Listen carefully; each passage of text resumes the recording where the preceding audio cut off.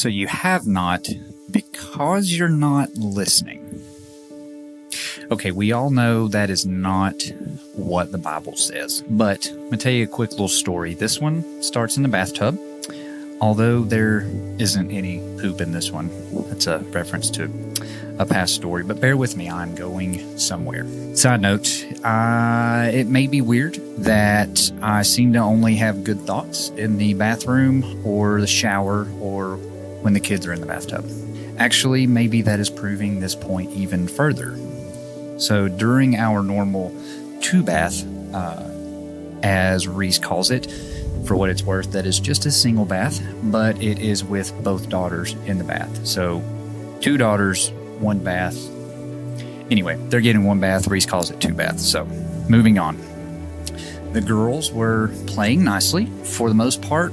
Sure, the occasional shrill scream comes forth from the fiberglass surround that is the bathtub.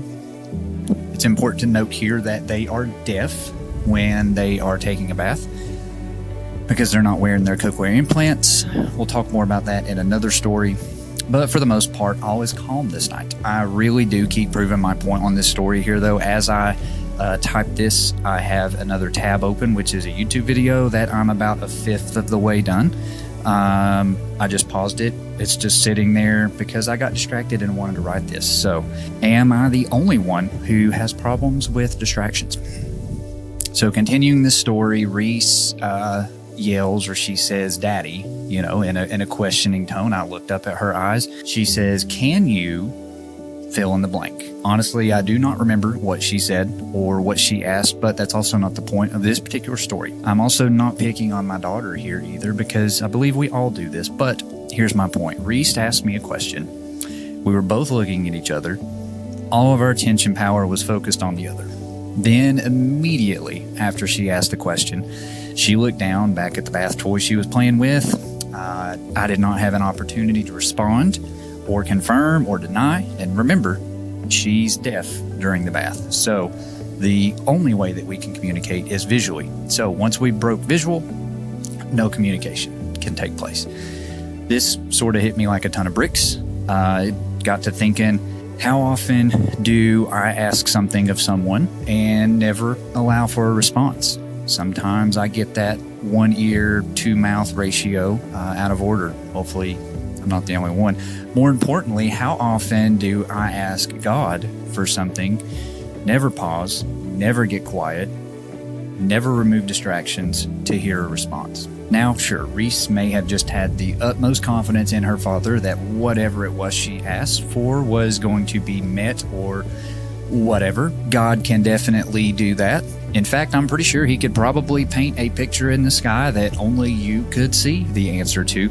However, I would almost argue, at least in most cases, we'd be too distracted by that podcast that we're listening to, distracted by the Paw Patrol episode on the DVD player behind your head, or complaining about the potholes in the roads that we're driving on today, all while stuffing some Chick-fil-A down our throats, rushing to get to the next appointment. We are distracted. So often we're distracted to our detriment. So my point is this: whether you're asking someone or the one for something, are you actually looking and listening for a response?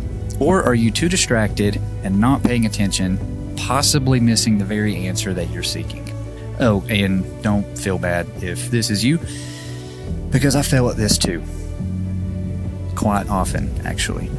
So this was a story from last week's newsletter. There'll be one out tomorrow, and still working on a name for this particular newsletter. There are a few that have been really good, and I'm toying with a couple, but it's not too late to submit what you think may be a good answer or name for these topics, these stories, these newsletters.